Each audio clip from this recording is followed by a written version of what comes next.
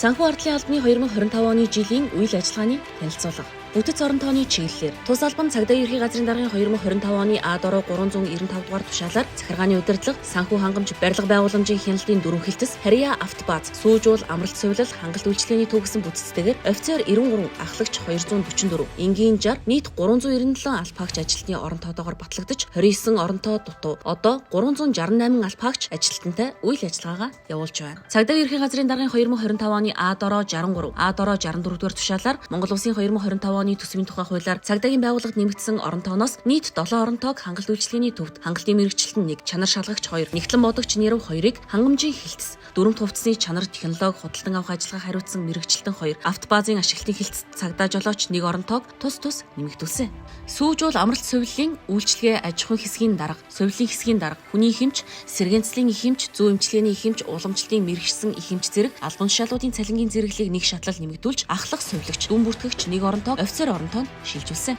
Барилга байгууламжийн хяналтын хилцэд архитектурын инженер оронтоог шинээр, захиргааны удирдлагын хилцийн хүний нөөц сургалт хариуцсан мэргэжилтэн оронтоог хүний нөөц хариуцсан ахлах мэргэжилтэн, санхүүгийн хилцийн дотоод хяналт хариуцсан ахлах мэргэжилтэн оронтооны нэршлиг, дотоод хяналт хариуцсан чиглэлийн ахлах мэргэжилтэн, хангамжийн хилцийн ахлах мэргэжилтэн оронтооны нэршлиг, чиглэлийн ахлах мэргэжилтэн болгосон. Хөдөлмөр хамгаалал аюулгүй ажиллагааны чиглэлийн ахлах мэргэжилтэн 1 орон тооны нэршлиг, хөдөлмөрийн аюулгүй байдал хариуцсан чиглэлийн ахлах мэргэжилтэн болгон өөрчилж, сантехникч 4 орон тооны 1 орон тоог, цахилгаанчин, техник үйлчлэгээний засварын хилцийн цагдаа жолооч засварчин 29 орон тооны 1 орон тоог, автобазын хүний нөөцийн хэрэг хөтлөгч, нэгтлэн бодогч 3 орон тооны 1 орон тоог, ахлах нэгтлэн бодогч болгон тус өөрчилсөн байна. Удирдлага зохион байгуулалтын чиглэлээр Санхүү ардлын албан цагдаагийн ерхий газраас 2025 онд дэвшүүлсэн 7 зорилт. Цагдаа дотоодын цэргийн байгууллагын 2025 оны гүйцэтгэлийн төлөвлөгөөнд тус албанаас 28 ажил, байгууллагын үйл ажиллагааны төлөвлөгөөнд 42 ажил арга хэмжээ тусгагдаж, хэрэгжилт 99.8% таа байна. Дээд шатны байгууллага удирдлагаас ирүүлсэн цагдаа дотоодын цэргийн анги байгууллагын хэмжээнд хэрэгжих хөтөлбөр төлөвлөгөөний хүрээнд тус албанаас 98 салбар төлөвлөгөөг батлуулан хэрэгжилт 95.7% таа байна. Энэ онд албаны даргын А тушаал 309, Б тушаал 20, нийт 329 тушаалыг гарган хэрэгжилтийг ханган ажилласан. Цагдаа дотоодын цэргийн байгууллагын хэмжээнд худалдан авах ажиллагаатай холбоотой үйл ажиллагааг шийдвэрлэх талаар цагдаагийн ерхий газрын даргад 328, санхүү ардлын албаны удирдлагад 810, нийт 1138 танилцуулгыг тус боловсруулан танилцуулж шийдвэрлсэн. Санхүү ардлын албаны даргын ээлжид бус зөвлөлийн 2025 онд 12 удаагийн хуралдааныг зохион байгуулж, төвийн болон харьяа нэгжүүдийн албаагч, ажилтны, хүний нөөц шагнал урамшуулал, албаны шалгалт, цаг үеийн шинжтэй асуудлыг зөвлөлийн хуралдаанаар 38 асуудлыг хэлцэж шийдвэрлсэн. Цагдаагийн ерхий газар албаны дарга нийт 531 үүргийн хэрэгжилтийг хангахаас 471 үүргийн биелэлтийг бүрэн хангаж, 60 үүрэг хугацаанд хэрэгжилтийг тайлагнан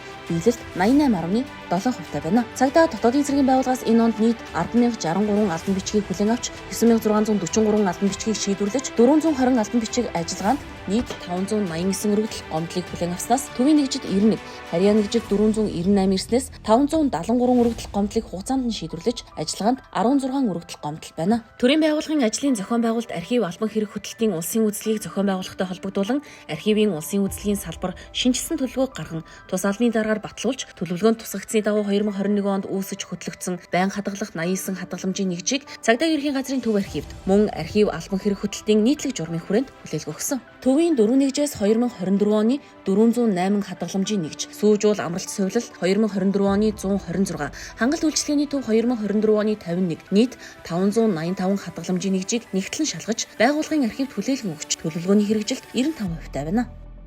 Санхүү төсөв цалин хөлсний талаар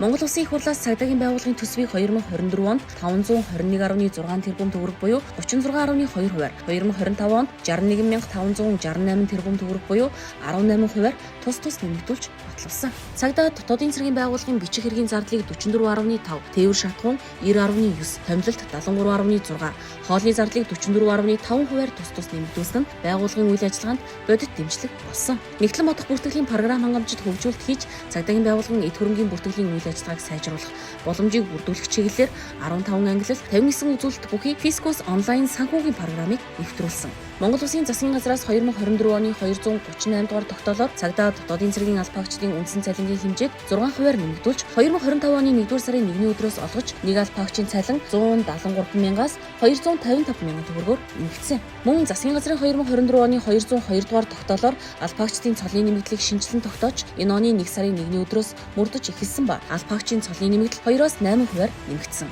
Цагдаагийн ерхий газрын даргын 2025 оны 4 удаагийн тушаалаар албаагчдын цалинд өөрчлөлт оруулснаар нэг албаагчийн сарын орлого дунджаар 1,200,000-аас 1,824,300 төгрөгөөр буюу 1.6-аас 2 дахин цагдаагийн албаны тухай хуулийн 91-7-д заасаар цагдаагийн сургуульд сонсогчоор суралцсан хугацааг албаасан хугацааны нэмэгдэлд оруулан 2025 оны 1-р сараас тооцож олгож эхэлснээр нэг албаагчийн сарын орлого дунджаар 139,800 төгрөгөөс 413,000 төгрөгөөр тус нэмэгдсэн байна. Монгол Улсын засгийн газрын 2014 оны 94-р тогтоолын дагуу цагдаа дотоодын цэргийн байгууллагын албаагчдад мэргэжлийн цэргийн нэмэгдлийг олоход шаардлагатай зардлын тооцооллыг хийж нийт албаагчдын 20% нэмэгдэл олоход шаардлагатай 2.6 тэрбум төгрөгийн төсвийг шийдвэрлэн нэмэгдлийг энэ оны 6 дугаар сарын 1-ний өдрөөс олгож эхэлсэн.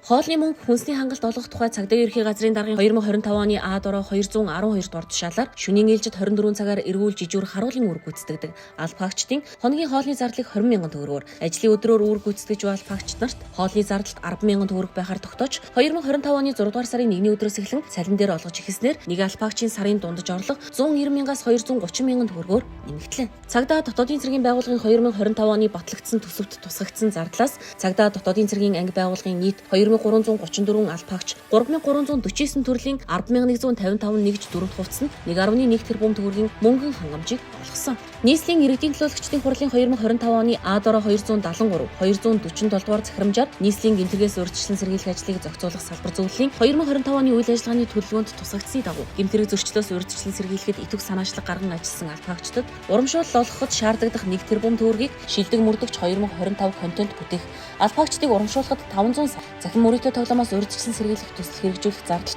200 сая төгрөгийг санхүүжүүлж шийдвэрлэсэн. Хэсгийн байцаагчийн ажлын зааварт улиралд 100,000 төгрөгийн шатхуун олгож байсныг өөрчилж 2024 оны 2 дугаар сараас эхлэн сар бүр 30 литр буюу 77,700 төгрөгийн шатхууныг олгож эхэлсэн. Худалдан авах ажиллагаа хангамжийн чиглэлээр хууль зүйн дотоод хэргийн салбарын төсвийн ерөнхийлөн захирагчийн 2025 оны худалдан авах ажиллагааны төлөвлөгөөнд нийт 143.3 тэрбум төгрөгийн төсөвтэй 80 төсөл арга хэмжээ тусгагдж, санхүү ардлын албаны хариуцах нийт 132.9 тэрбум төгрөгийн төсөвтэй 42 төсөл арга хэмжээний худалдан авах ажиллагааг холбогдох хууль тогтоомжийн дагуу зохион байгуулж, нийт давхарцсан тоогоор 171 аж ахуйн нэгж байгууллагатай гэрээ байгуулан хэрэгжилтэд хяналт тавин ажилласан. Улсын төсвийн 2025 оны хөрөнгө оруулалтаас 25.4 тэрбум төгрөгөөр ихэнх сахиулах ажиллагаанд оролцох цагдаагийн багийн техник хэрэгсэл тоног төхөөрөмжийг бэлтгэх төсөл арга хэмжээний худалдан авалтыг нийт 38 багц болгон зохион байгуулж, давхарцсан 38 аж ахуйн нэгж байгууллагыг сонгон шалгаруулж гэрээ байгуулсан. Нэгдсэн үндэсний байгууллагын ихэнх дэмжих ажиллагаанд оролцох цагдаа дотоодын цэргийн албаагчдын бие бэлдэр сэтгэл зүйн бэлтгэлжилтийг хангах, ажиллагааны өмнөх сургалтыг олон улсын түвшинд зохион байгуулах зорилгоор цагдаа дотоодын цэргийн сургалтын нэгдсэн төвийн нарстай дахь хээрийн сургалтын хэсгийн байрлалд дулааны улиралд ашиглах зориулт бүхий сургалтын 12 байгууламжийг барьж ашиглалтад оруулж, худалдан авах ажиллагааны гүйцэтгэл 100%, гэрээний хэрэгжилт 55.2%-тай хэрэгжиж байна.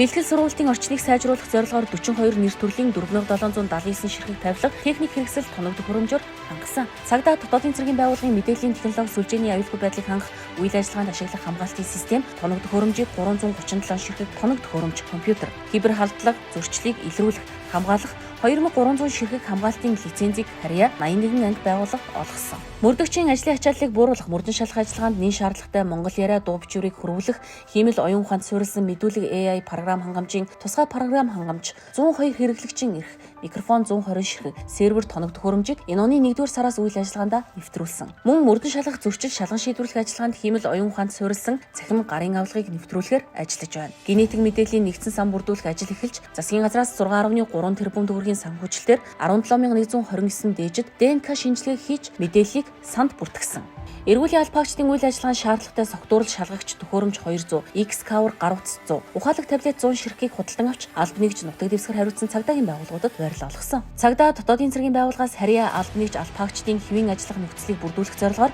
2024 онд 861.4 сая, 2025 онд 872.2 сая төгрөгийн нэн шаардлагатай тавилга техник хэрэгсэл тоног төхөөрөмжийг худалдан авч анги байгууллагуудад хуваарлан ашиглуулж байна. Цагдаа дотоодын цэргийн байгууллагаас албаагчдын дөрөв хувцсны мөнгө олгох, хангалт бүтээмжийг сайжруулах, дэвшлүүлэхэд шаардлагатай төсвийг 5 дахин нэмэгдүүлснээр Монгол Улсын засгийн газраас 2017 оны 155 дугаар тогтоолоор баталсан цагдаагийн албаагчийн 62, Монгол Улсын ерөнхийлөгчийн 2024 оны 141 дугаар зарлагаар баталсан дотоодын цэргийн албаагчдын 68 нэр төрлийн цэргийн дөрөв хувцас цол, ялгах тэмдгийг бүрэн олгож байна. Тусгай бүлгийн албаагчдад олон улсын жишгт нийцсэн чанар өнгө үзэмж бүхий тусгай зориултын UF Pro, Carinthia 5.1, Helicon Tech, Lova брендийн 36 нэр төрлийн тусгай зориултын хувцас хэрэглийг хангалттай олгосон. Улаанбаатар цагдаагийн хүрээний анги байгууллагын 4408 албаагчид 31687 ширхэг дүрмт хувцас хэрэглийг ажлын байранд нь очиж олгодог болсон. Орон нутгийн 21 анги байгууллагын 3500 албаагчид 34373 ширхэг дүрмт хувцас хэрэглийг тусгай зориултын ууданд савлаж битүүмжлэн хүргүүлээд байна. Автомашины парк шинжилгээний талаар цагдаагийн байгууллагын ажил үйлчлэгийг иргэдэд хүртээмжтэй хүргэх, иргэдээс гаргасан гомдол мэдээллийг түргэн шуурхай шалгаж шийдвэрлэх зорилгоор 2024 онд 142, 2025 онд 83 автомашин, хамгаалтын 80 ширхэг мотоциклийг худалдан авч автомашины парк шинжилэг хийв. Энэ онд улсын төсвийн хөрөнгө оруулалтаар шинээр бэлтгэсэн автомашинаас сэлэн хинти орхон дархан уул, дундговь, архангай, ховд, говьалтай, баян хонгор, завхан, уус, Сүхбаатар аймагуудын цагдаагийн газруудад нийт 17 автомашин, автобазын нөөцөөс баян үлгий, дархан уул, хөвсгөл, хинти, архангай, уурхангай, ховд булган Сүхбаатар аймагуудын цагдаагийн газруудад нийт 21 автомашиныг данс бүртгэлээр шилжүүлсэн. Цагдаагийн байгууллагаас гадаадын өндөр дээд хэмжээний зочид төлөөлөгчдийн төрийн засгийн хамгаалалт зохицуултад олон улсын жишгт нийцсэн Yamaha загварын 20 ширхэг мотоциклийг нэмж авахар худалдан авах ажиллагааг зохион байгуулан ажиллаж байна. Барилга байгууламж их засварын талаар нийслэлийн Сүхбаатар дүргийн 19 дугаар хорооны Кабоны байр, Баянгор аймгийн цагдаагийн газрын Жаргалант богд, Уурхангай аймгийн цагдаагийн газрын Хужирт богд, Хинти аймгийн цагдаагийн газрын Батнаруу сумын цагдаагийн засгийн барилгыг байнгын ашиглалтад хүлээн авсан. Архангай, Сэлэнг, Завхан, Төв, Ховд аймгийн цагдаагийн газрын 5, Уурхангай аймгийн Сум дундын цагдаагийн засгийн 1 барилгад захиалагчийн хяналт хэрэгжүүлэн ажиллаж байна. Цагдаагийн ерхий газрын очиж туслан нийтийн эв журам хамгаалах олон нийтийн аюулгүй байдлыг хангах автобаз, сүүжуул, амралт сувллын газар, дотоодын цэргийн 805 дугаар анги, Дорноговь, Дархан уул, Дорнод, Хинти аймгийн цагдаагийн газрын нийт 3 тэрбум 492.3 сая төгрөгийн 10 их засварын ажлыг хийж гүйцэтгэсэн. Албаагчдыг орон сууцжуулах чиглэлээр цагдаа дотоодын цэргийн байгууллагын албаагчдын нийгмийн баталгааг хангах ажлын хүрээнд ахлагч бүрэлдэхүүнийг хамруулах 16 давхар 1 орцтой 2 блок 248 айлын орон сууцны барилга угсралтын ажлыг Сүмбэр цамхаг хариуцлагатай хувьцат компаниар гүйцэтгүүлэхээр санамж бичиг болон хөнгөлөлтөө нөхцлөөр орон сууцаар хангах 9 бүлэг 58 заалт бүхий ажил гүйцэтгэх гэрээг байгуулж шалгуур үзүүлэлт хангасан 155 албаагчтай орон сууц захиалах гэрээг байгуулан барилга угсралтын ажлыг эхлүүлээд байна. Мөн зайсан 180 айлын орон сууцны төсөлд цагдаа дотоодын цэргийн байгууллагын 179 албаагчдыг 50% хөнгөлөлттэй үнээр хамруулан гэрээг байгуулж барилгын ажлыг эхлүүлсэн. Ипотекийн зээлд нийслэлд 35, орон нутагт 13 албаагч, зайсан төслийн 320 айлын орон сууцнд 180 албаагчийг тус хамруулсан. Мөн Баянгол, Орхон, Өмнөговь аймагт хөнгөлөлтөө үнээр орон сууц барих төслүүдийг хэрэгжүүлж зарим нь ашиглалтад ороход бэлэн болсон. Цаашид хэрэгжүүлэх ажил арга хэмжээний талаар Монгол Улсын засгийн газраас 2017 оны 155 дугаар тогтоолоор баталсан цагдаагийн албаагчийн дүрмт хувцсны загвар,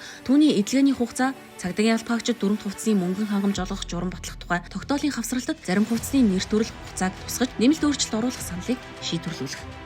Цагдаа дотоодын цэргийн анги байгууллагад албан ажлын онцгой нөхцөлийн нэмэгдлийг 20% авч байгаа 958 албаагчдын нэмэгдлийг ижил түвшинд 25% олгоход шаардлагатай зардлын тооцооллыг хийж засгийн газрын 2014 оны 99 дугаар тогтоолын 2 дугаар хавсралтаар баталсан цагдаагийн албаагчдад албан ажлын онцгой нөхцөлийн нэмэгдэл олгох журам мөн 2017 оны 285 дугаар тогтоолын 3 дугаар хавсралтаар баталсан дотоодын цэргийн албаагчид албан ажлын онцгой нөхцөлийн нэмэгдэл олгох журамд тус өөрчлөлт оруулж шийдвэрлүүлэх. Цагдаагийн албаны тухай хуулийн 89-2 аймгийн төвөөс бусад сумд тасралтгүй ажиллаж байгаа цагдаагийн албаагчид 30 сарын үндсэн цалинтай тэнцэх хэмжээний мөнгөн урамшууллыг 5 жил тутам олгох бөгөөд мөнгөн урамшуул олгох журмыг засгийн газар батлана гэж заасныг нэмэлт өөрчлөлт оруулж аймгийн төвд гэж өөрчлөлт оруулж урамшууллыг олгодог болох зэрэг зорилт тавин ажиллаж байна. Засгийн газрын 2014 оны 99 дугаар тогтоолын 2 дугаар хавсралтаар баталсан